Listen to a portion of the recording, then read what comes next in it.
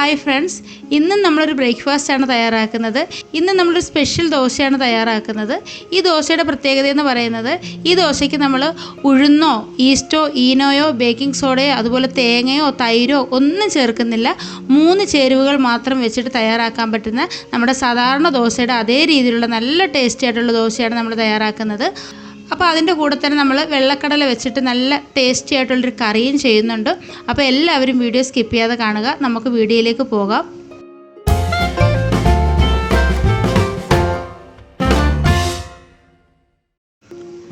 അപ്പോൾ ഇതിനു വേണ്ടി ഞാൻ 2 കപ്പ് പച്ചരിയും അതേപോലെ തന്നെ 1 ടീസ്പൂൺ ഉലുവയും കൂടി നന്നായിട്ടൊന്ന് കഴുകിയ ശേഷം ഒന്ന് കുതിർത്തെടുത്തിട്ടുള്ളതാണ് കേട്ടോ. 2 കപ്പ് പച്ചരി എടുത്തിട്ടുണ്ട്. 3-4 മണിക്കൂറൊന്ന് കുതിർത്തെടുത്തിട്ടുള്ളതാണ്. അപ്പം ഇനി ഇതിൻ്റെ വെള്ളമൊക്കെ ഊറ്റിക്കളഞ്ഞിട്ട് നമുക്കിത് മിക്സിയുടെ ജാറിലേക്ക് ഇട്ടിട്ട് ഒന്ന് അരച്ചെടുക്കണം. നമ്മൾ സാധാരണ ദോശയ്ക്കൊക്കെ അരച്ചെടുക്കുന്ന പോലെ ആ ഒരു രീതിയിലൊന്ന് അരച്ചെടുത്താൽ മതിയാകും. ഇനി നമുക്ക് ആവശ്യത്തിനുള്ള വെള്ളം ഒഴിച്ചു കൊടുത്തിട്ട് നന്നായിട്ടൊന്ന് അരച്ചെടുക്കാം. ഒരുപാട് ലൂസായി പോകരുത്, കുറച്ച് തിക്കായിട്ട് വേണം നമ്മളത് അരച്ചെടുക്കാനായിട്ട്. അപ്പോൾ അതാണ്ട് ആദ്യത്തെ ബാച്ച് നമ്മൾ അരച്ചെടുത്തിട്ടുണ്ട്. ഇതേപോലെ തന്നെ നമുക്ക് ബാക്കിയുള്ളതും കൂടി ഒന്ന് അരച്ചെടുക്കാം. അപ്പോൾ നമ്മൾ എടുത്തിട്ടുള്ള അരിയെല്ലാം അരച്ചെടുത്തിട്ടുണ്ട്. ഇനി നമുക്ക് വേണ്ടത് കുറച്ച് അവലാണ് കേട്ടോ. 2 കപ്പ് അരിക്ക് 1 കപ്പ് അവലാണ് ഞാൻ എടുത്തേക്കുന്നത് വെള്ള അവലാണ്. ഈ അവലിലേക്ക് കുറച്ച് വെള്ളം ഒന്ന് ഒഴിച്ചു കൊടുത്ത ശേഷം ഒന്ന് കഴുകിയ ശേഷം നമുക്കൊരു 5 മിനിറ്റ് ഒന്ന് റെസ്റ്റ് ചെയ്യാൻ വെക്കണം. ഒരു 5 മിനിറ്റ് കഴിയുമ്പോഴത്തേക്ക് ഈ അവലൊക്കെ കുതിർന്ന് നല്ല സോഫ്റ്റായിട്ട് കിട്ടും. ഇതാ കണ്ടില്ലേ, ഇത്രയും ഒരു നനവോട് കൂടിയാണ് ഞാനൊരു 5 മിനിറ്റ് ഒന്ന് റെസ്റ്റ് ചെയ്യാൻ വെക്കുന്നത്. ഒരു 5 മിനിറ്റ് കഴിയുമ്പോൾ തന്നെ നല്ല സോഫ്റ്റായിട്ട് തന്നെ കിട്ടും നമ്മുടെ അവൽ. ഒരു 5 മിനിറ്റ് കഴിഞ്ഞപ്പോഴത്തേക്കും നമ്മുടെ അവലൊക്കെ കുതിർന്ന് നല്ല സോഫ്റ്റായിട്ട് വന്നിട്ടുണ്ട്. ഇനി ഈ അവലും കൂടി നമുക്ക് മിക്സിയുടെ ജാറിലേക്ക് ഇട്ടിട്ട് നന്നായിട്ടൊന്ന് അരച്ചെടുക്കാം. ആവശ്യത്തിനുള്ള വെള്ളവും കൂടെ ചേർത്തിട്ട് ഒന്ന് അരച്ചെടുക്കാം. അപ്പം അവലും നമ്മൾ അരച്ചെടുത്തിട്ടുണ്ട്. അവൽ കുറച്ച് തിക്കായിട്ടാണ് ഞാൻ അരച്ചെടുത്തേക്കുന്നത്. കട്ടകളൊന്നും ഇല്ലാതെ നന്നായിട്ട് തന്നെയാണ് അരച്ചെടുത്തേക്കുന്നത്. നമ്മൾ വെള്ള അവൽ ചേർത്ത് കൊടുക്കുന്നതായിരിക്കും നല്ലത് കേട്ടോ. ചുവന്ന അവൽ ചേർത്താലും കുഴപ്പമില്ല, പക്ഷേ നല്ലൊരു കളർ കിട്ടണമെന്നുണ്ടെങ്കിൽ വെള്ള അവൽ ചേർത്ത് കൊടുക്കുന്നതായിരിക്കും നല്ലത്. അപ്പോൾ അതാ ഞാനിത് ഇളക്കി ചേർത്ത് കൊടുത്തിട്ടുണ്ട്. ഇനി നമ്മുടെ കൈയൊന്ന് വാഷ് ചെയ്ത് കൊടുത്ത ശേഷം കൈ കൊണ്ട് തന്നെ ഇത് നല്ലതുപോലെ ഒന്ന് യോജിപ്പിച്ച് കൊടുക്കണം. നമ്മളിതിനകത്ത് ഈസ്റ്റോ ഉഴുന്നോ അങ്ങനെയുള്ള ഒരു കാര്യവും ചേർക്കാത്തത് കൊണ്ട് തന്നെ നമ്മളിത് നല്ലതുപോലെ കൈ കൊണ്ടൊരു 5 മിനിറ്റെങ്കിലും കൈവിടാതെ നല്ലതുപോലെ ഒന്ന് ഇളക്കി ചേർത്തിട്ട് നല്ലപോലെ യോജിപ്പിച്ച് കൊടുക്കണം കേട്ടോ. അങ്ങനെ ചെയ്യുമ്പോഴാണ് നമ്മുടെ മാവ് കുറച്ചുകൂടി ഒന്ന് സോഫ്റ്റായിട്ട് നല്ല രീതിയിൽ കിട്ടുന്നത്. അപ്പോൾ അതാ ഞാൻ ഒരു 5 മിനിറ്റ് നന്നായിട്ട് ഇതുപോലെ ഒന്ന് യോജിപ്പിച്ച് കൊടുത്തിട്ടുണ്ട്. നമ്മുടെ വീട്ടിൽ ഉഴുന്നൊന്നും ഇല്ലാതെ വരുന്ന സമയത്ത് നമുക്ക് ദോശ ഉണ്ടാക്കണമെന്നുണ്ടെങ്കിൽ ഈ ഒരു രീതിയിൽ നമുക്ക് ദോശ തയ്യാറാക്കാവുന്നതാണ് കേട്ടോ. നല്ല ടേസ്റ്റി ആയിട്ടുള്ള നല്ല സോഫ്റ്റ് ആയിട്ടുള്ള ദോശയാണ്. നമ്മൾ അവലും അരിയും 2ആയിട്ട് തന്നെ അരച്ചെടുത്തുകൊണ്ട് തന്നെ നല്ലതുപോലെ ഇതൊന്ന് യോജിപ്പിച്ച് കൊടുക്കണം. നന്നായിട്ടൊന്ന് ചേരുന്ന രീതിയിൽ നന്നായിട്ടൊന്ന് യോജിപ്പിച്ച് കൊടുക്കണം. ഇനി നമുക്കിതിലേക്ക് ആവശ്യത്തിനുള്ള ഉപ്പും കൂടി ചേർത്ത് കൊടുക്കാം. ഉപ്പും കൂടി ചേർത്ത് ഒന്ന് ഇളക്കി ചേർത്ത് കൊടുത്ത ശേഷം നമുക്കത് സാധാരണ ദോശയ്ക്ക് വെക്കുന്ന പോലെ ഓവർനൈറ്റ് വെക്കാം. ഇല്ലെങ്കിൽ നമ്മൾ രാവിലെ അരി അരച്ച് വെച്ച് കഴിഞ്ഞാൽ വൈകിട്ടൊക്കെ ആകുമ്പോഴേക്കും നമുക്കിത് തയ്യാറാക്കാവുന്നതാണ്. അപ്പം ഞാനിത് ചെയ്യുന്നത് രാവിലെ അരി അരച്ച് വെച്ചിട്ട് വൈകിട്ടാണ് ഞാനിത് ഉണ്ടാക്കുന്നത്. അപ്പോൾ നമുക്കൊന്ന് റെസ്റ്റ് ചെയ്യാനായിട്ട് വെക്കാം. അപ്പോൾ നമ്മുടെ ദോശയുടെ കൂടെ കഴിക്കാനായിട്ട് നമുക്ക് സൂപ്പറായിട്ടുള്ളൊരു കറിയും കൂടി തയ്യാറാക്കാം. കുറച്ച് വെള്ളക്കടല ഞാൻ കുതിർക്കാനായിട്ട് ഇട്ടിട്ടുണ്ട്. നന്നായിട്ടൊന്ന് കുതിർന്ന് വന്നിട്ടുണ്ട്. ഇനി ഇത് കുക്കറിലേക്ക് ഇട്ട് കൊടുത്ത ശേഷം കുറച്ച് വെള്ളവും കുറച്ച് മഞ്ഞൾപ്പൊടിയും കുറച്ച് ഉപ്പും കൂടി ചേർത്തിട്ട് നമുക്കൊന്ന് കുക്ക് ചെയ്തെടുക്കണം. 2-3 വിസിൽ വരുമ്പോഴേക്കും ഇത് വെന്ത് കിട്ടും. സാധാരണ കറുത്ത കടലയുടെ അത്രയും വേവില്ല ഇതിന്. പിന്നെ നമ്മുടെ കുക്കറിൻ്റെ അനുസരിച്ച് 1-2 വിസിൽ അങ്ങോട്ടോ ഇങ്ങോട്ടോ മാറ്റം വരും കേട്ടോ. അപ്പോൾ അതൊന്ന് ശ്രദ്ധിച്ചാൽ മാത്രം മതി, പെട്ടെന്ന് തന്നെ വെന്ത് കിട്ടും. അപ്പോൾ നമുക്കിതൊന്ന് കുക്ക് ചെയ്തെടുക്കാം. കടല നമ്മൾ കുക്ക് ചെയ്യാനായിട്ട് വെച്ചിട്ടുണ്ട്. ഇനി ഞാനൊരു കടായി അടുപ്പത്ത് വെച്ചിട്ട് അതിലേക്ക് 1 ടേബിൾ സ്പൂൺ എണ്ണ ഒഴിച്ചു കൊടുക്കുന്നുണ്ട്. എണ്ണ നന്നായിട്ടൊന്ന് ചൂടായിട്ട് വരുമ്പോഴത്തേക്ക് അതിലേക്ക് കുറച്ച് കടുക് ഇട്ടൊന്ന് പൊട്ടിച്ചെടുക്കാം. ഇനി ഇതിലേക്ക് ഒരു ചെറിയ കഷ്ണം ഇഞ്ചിയും 4-5 വെളുത്തുള്ളിയും കൂടി ചെറുതായിട്ട് കട്ട് ചെയ്താണ് ഇട്ട് കൊടുക്കുന്നത്. ഇത് രണ്ടും കൂടി നല്ലതുപോലെ ഒന്ന് മൂപ്പിച്ചെടുക്കണം. വെളുത്തുള്ളിയും ഇഞ്ചിയൊക്കെ നല്ലതുപോലെ ഗോൾഡൻ കളർ ആവുന്ന രീതിയിൽ ഒന്ന് മൂപ്പിച്ചെടുക്കാം. ഇനി ഇഞ്ചി വെളുത്തുള്ളി പേസ്റ്റ് ആണെന്നുണ്ടെങ്കിൽ അത് ചേർത്ത് കൊടുത്താലും മതിയാകും.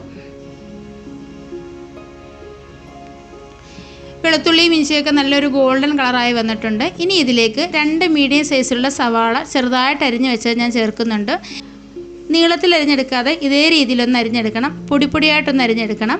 അതിൻ്റെ കൂടെ തന്നെ കുറച്ച് കറിവേപ്പിലയും ഇതൊന്ന് വഴണ്ടി വരുന്നതിന് ആവശ്യമായിട്ടുള്ള ഉപ്പും കുറച്ച് മഞ്ഞൾപ്പൊടിയും കൂടി ഇട്ട് കൊടുത്തിട്ടുണ്ട്.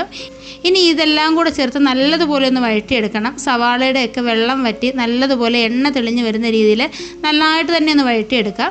ഞാനത് അടച്ചൊന്നും വെച്ച് കുക്ക് ചെയ്യുന്നില്ല, തുറന്ന് വെച്ച് കൊടുത്തുകൊണ്ട് തന്നെ ലോ ഫ്ലെയിമിൽ മീഡിയം ഫ്ലെയിമിലൂടെ മാറി മാറി ഇട്ട് കൊടുത്തുകൊണ്ടൊന്ന് കുക്ക് ചെയ്യുകയാണ്. അപ്പോൾ ഇതിൻ്റെ ഇടയ്ക്ക് ഞാൻ ഇതിലേക്ക് ഒരു പച്ചമുളകും ഒരു കറുവപ്പട്ടയും 2 ഗ്രാമ്പും കൂടി ഇട്ട് കൊടുക്കുന്നുണ്ട്. അതും കൂടി ചേർത്ത് കൊടുത്തിട്ട് നല്ലതുപോലെ നമുക്കൊന്ന് വഴറ്റിയെടുക്കാം. ഇപ്പോൾ നമ്മുടെ സവാളയൊക്കെ ഒന്ന് വഴണ്ടി വന്നതാണ്, എണ്ണയൊക്കെ തെളിഞ്ഞ് നല്ല സൂപ്പറായിട്ട് വന്നിട്ടുണ്ട്. ഇനി ഇതിലേക്ക് നമുക്ക് പൊടികൾ ചേർത്ത് കൊടുക്കാം. 1.5 ടീസ്പൂൺ മുളക് പൊടിയും അതുപോലെ തന്നെ 1.5 ടീസ്പൂൺ മല്ലിപ്പൊടിയും കൂടി ചേർത്ത് കൊടുക്കുന്നുണ്ട്. ഇനി ഈ പൊടികളെല്ലാം പച്ചമണം മാറുന്ന രീതിയിൽ ലോ ഫ്ലെയിമിൽ വെച്ച് കൊടുത്തുകൊണ്ട് നല്ലതുപോലെ ഒന്ന് ഇളക്കി ചേർത്ത് കൊടുക്കാം. ഞാൻ കണ്ടില്ലേ, പൊടികളെല്ലാം നല്ലതുപോലെ ചേർന്നിട്ട് എണ്ണയൊക്കെ തെളിഞ്ഞ് ആ ഒരു രീതിയിൽ വന്നിട്ടുണ്ട്. അപ്പോൾ ഇനി നമുക്കിതിലേക്ക് ചേർക്കേണ്ടത് തക്കാളിയാണ്. തക്കാളി ഞാനൊന്ന് അരച്ചെടുത്തിട്ടുണ്ട്. 2 തക്കാളി മിക്സിയുടെ ജാറിലോട്ട് കട്ട് ചെയ്തിട്ട് കൊടുത്തിട്ട് ഒന്ന് അരച്ചെടുത്തിട്ടുള്ളതാണ് കേട്ടോ. വേവിച്ചൊന്നും എടുത്തിട്ടുള്ളതല്ല, തൊലിയോട് കൂടി തന്നെ അരച്ചെടുത്തിട്ടുള്ളതാണ്. ഇനി ഇത് നല്ലതുപോലെ ഒന്ന് വറ്റിച്ച് നന്നായിട്ടൊന്ന് വഴറ്റിയെടുക്കണം. ഈ തക്കാളിയുടെ ആ പച്ചമണമൊക്കെ മാറി നല്ലതുപോലെ വറ്റി വരണം. അപ്പോൾ ഈ തക്കാളിയുടെ പച്ചമണം മാറി വറ്റി വന്നെങ്കിൽ മാത്രമേ ആ കറിക്ക് നല്ലൊരു ടേസ്റ്റ് കിട്ടത്തുള്ളൂ കേട്ടോ, അല്ലെങ്കിൽ ആ തക്കാളിയുടെ ഒരു ചുവ വരും. അപ്പോൾ അത് തക്കാളിയൊക്കെ വറ്റിയിട്ട് ഈ ഒരു രീതിയിൽ നല്ല പേസ്റ്റ് പോലെ കിട്ടിയിട്ടുണ്ട്. അപ്പോൾ ഈ നേരം കൊണ്ട് തന്നെ നമ്മുടെ കടലയൊക്കെ വെന്ത് വന്നിട്ടുണ്ട്. അപ്പോൾ ആ കടല വേവിച്ച ആ വെള്ളമാണ് ഞാൻ ഇതിലേക്ക് ചേർത്ത് കൊടുക്കുന്നത്. നമ്മൾ സാധാരണ വെള്ളം ഇപ്പോൾ ഇതിലേക്ക് ചേർത്ത് കൊടുത്തു കഴിഞ്ഞാൽ പിന്നീട് കടലയുടെ വെള്ളവും കൂടി ചേർക്കുമ്പോൾ ഒരുപാട് വെള്ളമായി പോകും. അതുകൊണ്ട് ഞാൻ കടല വേവിച്ചെടുത്ത ആ വെള്ളമാണ് ഇപ്പോൾ ആദ്യം ചേർത്ത് കൊടുക്കുന്നത്. പിന്നീട് നമുക്ക് വേണമെന്നുണ്ടെങ്കിൽ സാധാരണ വെള്ളം ഒഴിച്ചു കൊടുക്കാം. എന്നിട്ടിത് നന്നായിട്ടൊന്ന് ഇളക്കി ചേർത്ത് കൊടുത്തിട്ട് നമുക്ക് അടച്ചു വെച്ചിട്ട് കുറച്ച് നേരം ഒന്ന് തിളപ്പിച്ചെടുക്കണം. ഇപ്പോൾ ഒരു 2 മിനിറ്റ് കഴിഞ്ഞപ്പോൾ ഞാനിത് തുറന്നിട്ടുണ്ട്. നന്നായിട്ട് തിളച്ച് കുറച്ചൊന്ന് കുറുകി വന്നിട്ടുണ്ട് കേട്ടോ. ഇനി ഈ സമയം ഇതിലേക്ക് വേവിച്ച് വെച്ചിരിക്കുന്ന കടലയാണ് ഇട്ട് കൊടുക്കുന്നത്. ഇതാ കണ്ടില്ലേ, കടലയൊക്കെ നന്നായിട്ട് വെന്ത് വന്നിട്ടുണ്ട്. കടലയും ബാക്കിയുള്ള വെള്ളവും കൂടിയാണ് ചേർക്കുന്നത്.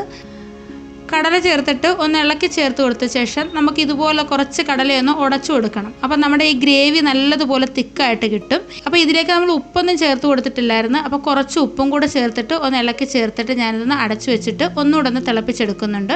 ഇതാ കണ്ടില്ലേ, ഇത് തുറന്നപ്പോൾ തന്നെ നല്ലപോലെ തന്നെ തിക്കായിട്ട് കിട്ടിയിട്ടുണ്ട്. ഉപ്പൊക്കെ നല്ല പാകത്തിനുണ്ട്. ഒരുപാടങ്ങ് ലൂസാക്കാതെ ഈ ഒരു രീതിയിലാണ് നമ്മൾ ചെയ്തെടുത്തേക്കുന്നത്.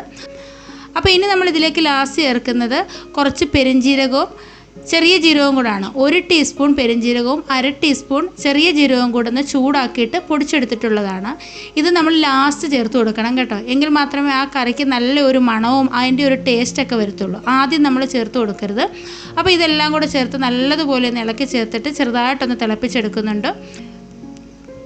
ഇത്രയേ ഉള്ളൂ. നമുക്ക് പെട്ടെന്ന് തന്നെ തയ്യാറാക്കാൻ പറ്റുന്ന നല്ലൊരു കറിയാണ്. നല്ല ടേസ്റ്റുമാണ് ഇതിന് കേട്ടോ. നമ്മൾ തക്കാളിയൊക്കെ അരച്ച് ചേർത്തത് കൊണ്ട് തന്നെ സാധാരണ തക്കാളി അല്ലാതെ ചേർക്കുന്നതിനേക്കാട്ടിൽ കുറച്ച് ടേസ്റ്റ് ഉണ്ട്. ഇനി നമ്മുടെ കയ്യിൽ മല്ലിയില ഉണ്ടെന്നുണ്ടെങ്കിൽ ഈ സമയം ഇട്ട് കൊടുക്കാവുന്നതാണ്. ഇനി ഇത് ചൂടൊക്കെ ഒന്ന് ആറി വരുമ്പോഴേക്ക് കുറച്ചുകൂടി ഒന്ന് തിക്കായിട്ട് വരും. അപ്പോൾ ഒരു 6 മണിക്കൂർ കഴിഞ്ഞപ്പോൾ തന്നെ നമ്മുടെ മാവ് ഇവിടെ സെറ്റായിട്ട് വന്നിട്ടുണ്ട്. നല്ല സൂപ്പറായിട്ട് നല്ല സോഫ്റ്റായിട്ട് വന്നിട്ടുണ്ട്. ഒരുപാടങ്ങ് പൊങ്ങി വരത്തില്ല, കുറച്ചൊന്ന് പൊങ്ങി വന്നിട്ട് നമ്മൾ എടുത്ത മാവ് നല്ല സോഫ്റ്റായിട്ട് കിട്ടും. ഇതാ കണ്ടില്ലേ, നല്ല ഫ്ലഫി ആയിട്ട് വന്നിട്ടുണ്ട്. ഈ ഒരു രീതിയിലാണ് നമ്മുടെ മാവ് കിട്ടുന്നത്. ഇനി നമ്മളിതിലേക്ക് ഒരുപാടൊന്നും ഇളക്കി ചേർക്കേണ്ട ആവശ്യമൊന്നുമില്ല. നമ്മൾ ഉപ്പൊക്കെ ചേർത്ത് കൊടുത്തതായതുകൊണ്ട് തന്നെ ചെറുതായിട്ടൊന്ന് ഇളക്കി ചേർത്ത് കൊടുത്തിട്ട് നമുക്ക് ഇനി ദോശ ഉണ്ടാക്കാനായിട്ട് തുടങ്ങാം. ദോശ ചുടാനായിട്ട് ഞാനൊരു പാൻ അടുപ്പത്ത് വെച്ചിട്ടുണ്ട്. പാൻ നന്നായിട്ടൊന്ന് ചൂടായിട്ട് വരുമ്പോൾ അതിലേക്ക് ഒരു തവി മാവ് ഒഴിച്ചു കൊടുത്തിട്ട് ഇതേ രീതിയിലൊന്ന് നിരത്തി കൊടുക്കുന്നുണ്ട്. അതിനുശേഷം നമ്മൾ തീ കുറച്ചൊന്ന് കൂട്ടിയിടുക കേട്ടോ. ഹൈ ഫ്ലെയിമിലോട്ടൊന്ന് മാറ്റുക. ഹൈ ഫ്ലെയിമിലേക്ക് മാറ്റുമ്പോൾ ഇതേ രീതിയിൽ ബബിൾസ് വന്ന് തുടങ്ങും. ബബിൾസ് വന്ന ശേഷം നമ്മളിത് ലോ ഫ്ലെയിമിലേക്ക് മാറ്റുക. നമ്മളിതിനകത്ത് ഈസ്റ്റും മീനോയും അങ്ങനെയുള്ള ഒരു കാര്യങ്ങളും ചേർക്കാതെയാണ് ഇത്രയും ബബിൾസ് ഇതിലേക്ക് വന്നേക്കുന്നത് കേട്ടോ. അവലും അരിയും ഉലുവയും മാത്രമാണ് നമ്മൾ ചേർത്തേക്കുന്നത്. അപ്പോൾ ഇതൊന്ന് വെന്ത് വന്നപ്പോൾ തന്നെ ഞാനത് തിരിച്ചിട്ട് കൊടുക്കുന്നുണ്ട്. ഇനി വേണമെന്നുണ്ടെങ്കിൽ ഒരു വശം ഒന്ന് വെന്ത് വരുമ്പോൾ കുറച്ച് എണ്ണയോ നെയ്യോ ഇതിലേക്കൊന്ന് സ്പ്രെഡ് ചെയ്ത് കൊടുക്കാവുന്നതാണ്. ഞാനിപ്പോൾ അതൊന്നും തേച്ച് കൊടുത്തിട്ടില്ല. ഇതാ കണ്ടില്ലേ, നല്ല സൂപ്പറായിട്ട് തന്നെ നമ്മൾ ചെയ്തെടുത്തിട്ടുണ്ട്. ഇനി വേണമെന്നുണ്ടെങ്കിൽ നമുക്ക് ഈ ദോശ നിരത്തി വലുതായിട്ട് തന്നെ ഉണ്ടാക്കിയെടുക്കാവുന്നതാണ് കേട്ടോ. അപ്പോൾ ഒരു വശം ഒന്ന് വെന്ത് വന്നിട്ടുണ്ട്. ഇതിലേക്ക് ഞാൻ കുറച്ച് എണ്ണയൊന്ന് സ്പ്രെഡ് ചെയ്ത് കൊടുക്കുന്നുണ്ട്. നമുക്ക് ഇഷ്ടമുള്ള രീതിയിൽ നമുക്ക് ഉണ്ടാക്കിയെടുക്കാവുന്നതാണ്. അപ്പോൾ ഒരു വശം വെന്ത് വന്നിട്ടുണ്ട്, അതും ഒന്ന് തിരിച്ചിട്ട് കൊടുത്തിട്ടുണ്ട്. ഇതേ രീതിയിൽ തന്നെ നമുക്ക് ബാക്കിയുള്ളതെല്ലാം പെട്ടെന്ന് തന്നെ ഒന്ന് ചെയ്തെടുക്കാം. ഇതാ കണ്ടില്ലേ, സൂപ്പറായിട്ടുള്ള ദോശയാണ്. നമ്മൾ ഉഴുന്നൊന്നും ചേർക്കാതെ തയ്യാറാക്കിയ നല്ലൊരു ദോശയാണ് കേട്ടോ. ഇനി വേണമെന്നുണ്ടെങ്കിൽ ഇതിൻ്റെ ദോശയെന്ന് മാത്രമല്ല, ദോശയുടെ അപ്പത്തിൻ്റെ ഇടയ്ക്ക് നിൽക്കുന്ന ഒരു സംഭവമായിട്ടൊക്കെ നമുക്ക് ചെയ്യാവുന്നതാണ് കേട്ടോ. നല്ല ടേസ്റ്റാണ്, ഒരു പ്രത്യേക ടേസ്റ്റാണ് ഇത് കഴിക്കാനായിട്ട്. അപ്പം നമ്മുടെ കടലക്കറി നമ്മൾ എടുത്തിട്ടുണ്ട്. അപ്പോൾ എല്ലാവരും ഇതേപോലെ ഒന്ന് ചെയ്ത് നോക്കുക. അപ്പോൾ നമ്മുടെ വീട്ടിൽ ഉഴുന്നൊന്നും ഇല്ലാതെ വരുന്ന സമയത്ത് നമുക്ക് ഇതേ രീതിയിലൊക്കെ ഇടയ്ക്കൊക്കെ ബ്രേക്ക്ഫാസ്റ്റ് ഉണ്ടാക്കാവുന്നതാണ്. അപ്പോൾ എല്ലാവർക്കും ഇന്നത്തെ വീഡിയോ ഇഷ്ടമായെന്ന് വിചാരിക്കുന്നു. വീഡിയോ ഇഷ്ടമായിട്ടുണ്ടെങ്കിൽ ലൈക്ക് ചെയ്യാനും ഷെയർ ചെയ്യാനും കമൻറ്റ് ചെയ്യാനും ചാനൽ സബ്സ്ക്രൈബ് ചെയ്ത് ആരെങ്കിലും കാണുന്നുണ്ടെങ്കിൽ ഒന്ന് സബ്സ്ക്രൈബ് ചെയ്ത് സപ്പോർട്ട് ചെയ്യാനും മറക്കരുത്. അപ്പോൾ നമുക്ക് അടുത്തൊരു വീഡിയോ ആയിട്ട് പെട്ടെന്ന് തന്നെ കാണാം. അതുവരേക്കും ബൈ, താങ്ക് യു.